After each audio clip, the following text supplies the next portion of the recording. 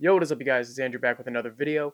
Today, I'm going to be talking about a sneaker subject that is very near and dear to my heart, the Air Max line.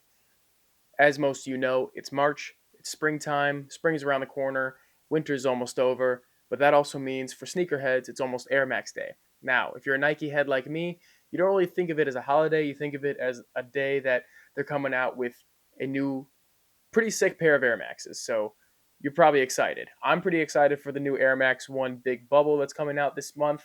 I'm really looking forward to that release. I hope I get my hands on a pair for retail. But I decided today was a great time for me to try to redo something I did last year. I made a video where I discussed my entire Air Max collection. However, the audio was lost, so I couldn't put that video out. And so I decided today's a great day. So let's try to run it back, and we're going to go through my entire Air Max collection. I'm going to try to give you guys some on-feet shots as well. So let's get started. Now, this first one is going to be the Air Max 1 in Spiral Sage. This is one of my favorite Air Max 1s in my collection, simply because I love the simplicity of the colorway. I like the materials they used, and I really love that mini swoosh. Not too much to say there. Fits like a regular Air Max 1, so if you're looking for this colorway or a model similar, I'd recommend going true to size. And just a heads up, I'm going to say go true to size with all of these unless I specify otherwise. So there you have the Air Max 1 in Spiral Sage. The next sneaker I want to get into is the Air Max 1 Pata. This is the maroon, burgundy, orange colorway. Out of all of the Pata colorways that came out with that wavy mudguard, this is my favorite one by far. Simply because I love burgundy, I like maroon. There's a little bit of both, as well as some hits of orange and off-white in the midsole. I really dig this pair. And this is a pair I wear constantly during the spring, summer, and the fall. Getting into the next Air Max 1, this is one you might have seen recently on the channel. This is the Ugly Duckling Air Max 1 in the pecan colorway. As you guys can see, yellow laces that match that Ugly Duckling stitching on the back. You got suede all over the top. This is a great colorway. I really love the simplicity of it, and I like how it works so nicely with this particular model. So there's the Air Max 1 Ugly Duckling in the pecan colorway. And finally, I don't actually own the original colorway of the Air Max 1 in the red, white, and gray, but I do have the Flyknit version. Now, this came out around 2016, I want to say. I picked these up in March of 2017, so literally 6 years ago. I don't wear them as often as I used to. However, I really love this pair, and I wish they had continued doing more Flyknit versions of Air Max sneakers as well as other sneakers. I'll specify with this one, I went with a size 9. I kind of wish I went to an 8.5 because I thought a size 9 would fit me best. There are some shoes in this collection that I've had for a very long time. I hold on to for sentimental reasons that just don't fit me anymore because I got the wrong size. So there'll be a few of those, but as far as the Flyknit goes, I recommend going true to size for that sock-like feel. They're very breathable, and I really wish they had continued with this line. So there you have it, Air Max 1 Flyknit. Moving right along, we've got the Air Max 2 Light. This is the only colorway I have of this particular model. This is the chili red colorway. I really dig this one because it's got that 90s, 80s aesthetic, and it's got a little bit of green hits in the air unit, but mostly keeps it simple with that red and white uppers with that black swoosh to break it up. So there you have the Air Max 2 Light. Obviously, you guys know I'm a big fan of the Air Max 90, so I'm going to get into a lot of colorways of those. If you feel like skipping ahead, go ahead, but I'm going to get into a few standalone models before I get into the Air Max 90s here. Now, the first kind of standalone model I'm going to get into is the Air Max BW in Persian Violet. This is a classic colorway. I've always liked this colorway a lot. It's really popular across the pond in the UK. This particular model is, at least, and I'm really happy to have these. They're very comfortable, very solid structures. Again, go true to size on these. You really can't go wrong with a simple trainer like this. So there's the Air Max BW Big Window, which is kind of funny because the Big Bubble's coming out this year. So there's the Air Max BW in Persian Violet. And the next standalone colorway, one I don't have any other colorways of, is the Air Max 270 React. This is a weird shoe, to say the least. It's actually the first shoe I ever picked up from the good people at Unheard Of back in 2018, the first time I visited Cincinnati. I went into the shop looking for this particular pair. I could have bought them online, but I really wanted to give them my business. So if they had this one, I was going to buy it immediately, and I'm really glad that they did. This is the Bauhaus colorway. This is the only one I really liked out of this particular model.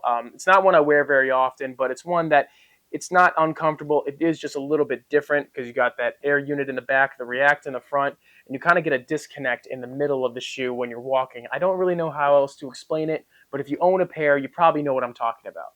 Anyway, that's the Air Max 270 React in the Bauhaus colorway. Now, getting right into the Air Max 90, the one you guys have probably been waiting for, I'm going to start this off with a bit of a throwback. At the beginning of the pandemic, I started buying a bunch of sneakers because you really didn't have anything else to do except buy sneakers. And I bought both of these around the same time. This first one is the Air Max 90 in the Hyper Royal. This is around the time that they started doing the remastered or recrafted Air Max 90. So it had a different style model than what I was used to with previous Air Max 90 models. It had a little bit more of an original shape to it, and they came in a box that kind of squished them together. So, this one has kind of seen better days. This is kind of a beater Air Max 90, if I'm being honest with you, but the Hyper Royal colorway, it's simple, and I really like it. So there you have it, Air Max 90 in Hyper Royal. And then getting right into the next one, the Air Max 90 in Hyper Volt. I believe that was the colorway. It came out around the same time. They had unisex sizing for this particular model, as well as the Hyper Royals. I've actually never worn these, but I'm going to throw these on feet for you guys today. So you guys have a good idea of what they look like. It's a little bit different, definitely more of a spring summer shoe.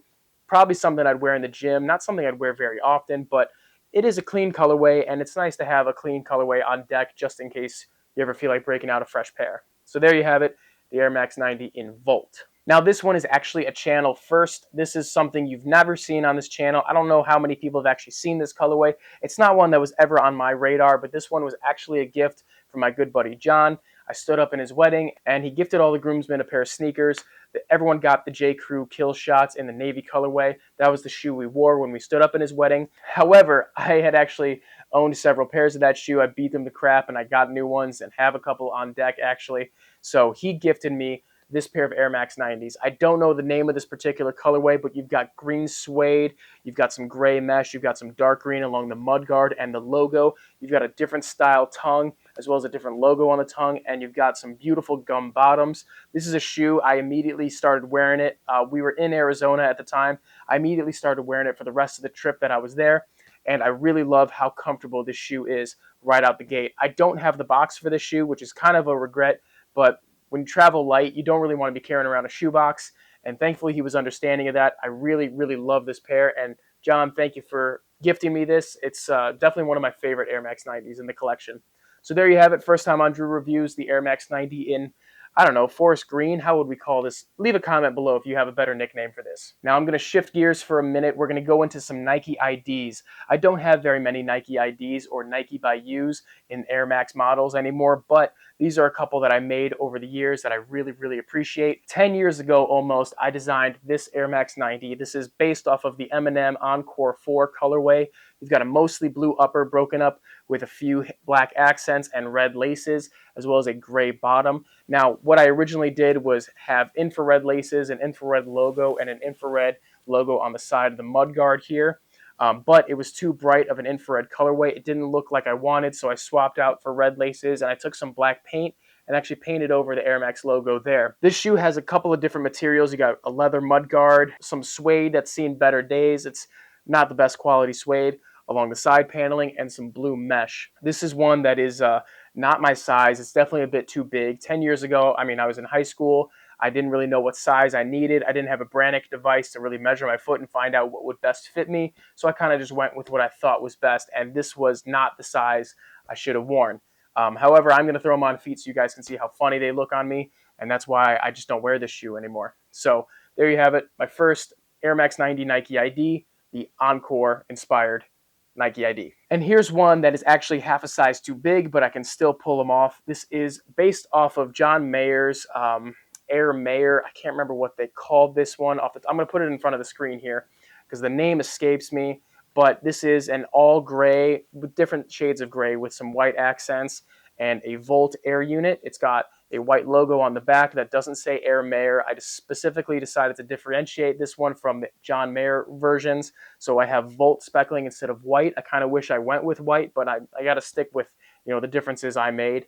And I didn't put anything on the back heel, so it's just a plain white Nike Air logo. This particular colorway is super clean in my opinion. It's not something I wear very often, but it's something I really want to start wearing more of.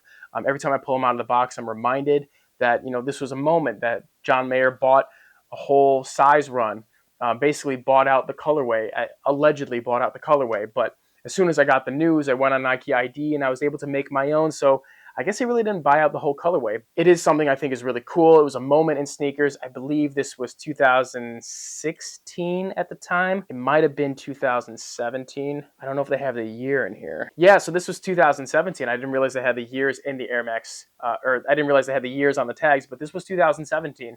So I was really happy with these when I got them in hand, and I'm still happy with these now. So there you have it, the Nike ID Air Mayor. There was another name for them. I can't remember what it is, but I'll put it on the screen. Now to get into some Air Max 90s that you guys have seen on the channel before, you got two of my favorite colorways of the Air Max 90 right here. You got the 2020 Laser Blue Air Max 90 release. I actually had originally doubled up on both of these colorways, but I got rid of the extras because I just didn't feel like I needed to have an extra pair. So Laser Blues, and of course, the best colorway of all time, the infrared Air Max 90 colorway. Both of these, the 2020 release. One of my highest viewed videos on this channel is me talking about the Air Max 90. Oh my God, I didn't realize how many stains were on this thing. Jesus. Wow, that's kind of embarrassing, but that's okay. You know, that's what happens when you wear your shoes. You get them stained and you kind of fuck them up a little bit. One of the highest viewed videos on my channel is actually this one where I compare this to the previous release, the 2015 release. And I'm really proud of that video. I'm really happy people enjoyed it.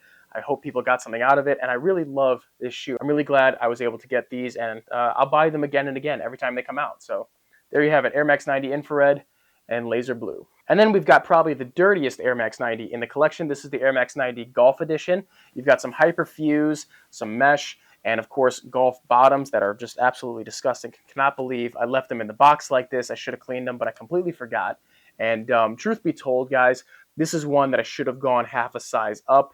I went my true size 8.5, and they're just a little too snug around the toes. If you have a wide foot, I recommend with a Hyperfuse model like this, go up half a size, just to be on the safe side. But anyway, I can't wait to wear these all golf season. Air Max 90 Golf, there you go. And finally, to cap off the Air Max 90s, you know I couldn't forget one of my all-time favorites, the Bacon Air Max 90 NRG. This is the re-release, obviously not the original DQM release. I can't remember who I bought these from, but I got them a little bit early, and I'm just so stoked to have these. I wear these all the time in the spring, summer, and the fall. Obviously not in the winter time because I don't want to fuck them up too much. But this was probably one of the best re-releases I've ever seen Nike come out with a special edition like this. So there you have it, Air Max 90 Bacon, and that's going to wrap up the Air Max 90s. Now to finish off the Air Max collection, we've got one pair of Air Max 95s. Now honestly, this is not my favorite model. This is probably one of my least favorite Air Max 90s that I own. It's not something I like wearing very often because I just don't really enjoy the feeling of the Air Max 95, truth be told. I would say stick true to size. They are very snug in the heel, which isn't always a bad thing, but it's just there's a little too much lift in the shoe. I don't know. I'm not the biggest fan of this one. I'll be totally transparent. But there you have the Air Max 95 in the mint colorway, kind of similar to how the original neon green colorway looks, but they swapped it out for mint, which is a bit more subtle. I'm a fan of the colorway, not the biggest fan of the shoe, but gotta have a pair of Air Max 95s in the collection if you're really about that Air Max life, I guess. So there you have it, Air Max 95 in the mint colorway. And the last two to wrap this up are both a pair of Air Max 97s. This is I want to say the Japan colorway. I can't remember specifically. Now, this is one that I picked up from the good people at Unheard Of. I was very happy to see these in store, so I was happy to, give them my business when I was there. And this is one I really, really enjoy. You got that blue with the hits of neon throughout the shoe. It breaks it up nicely. And of course, you got plenty of 3M throughout the whole shoe. So when the lights are on, this thing flashes and, it turns heads a little bit. So there you have Air Max 97 in the, I'm just going to call them the Japan colorway. That's how I think of these. So there you have it. And to finish this all off, this is the Air Max 97 in the silver bullet colorway. Now I saw that the gold medal ones had come out once again, but not the biggest fan of them. I'll take the silver bullets over the gold ones any day. I really like how this Air Max 97 balances that retro look with that futuristic look, and that super shiny colorway is really hard to not notice. So I'm a big fan of this shoe. I haven't worn them yet, but I'm going to put them on feet for you guys today. I really look forward to wearing these in the spring, summer, and the fall. And that's where I'm going to wrap up this video, guys. Thank you so much for watching. If you made it all the way to the end, I appreciate you. As always, guys, you can follow me on Instagram for more up-to-date videos. If you followed me on Instagram before this video, you would have seen the full collection laid out on a table, ready to be talked about. I do a little bit of a teaser on my Instagram of new videos that I'm coming out with. or new releases if I have them in hands ahead of time. So go ahead and check me out on Instagram. Of course, subscribe if you enjoyed this video. If you made it all the way to the end, please let me know which one of these was your favorite. And until next time, guys, this is Andrew signing off. Good luck, everybody, on the Air Max Day release, and I will see you in the next one. Peace.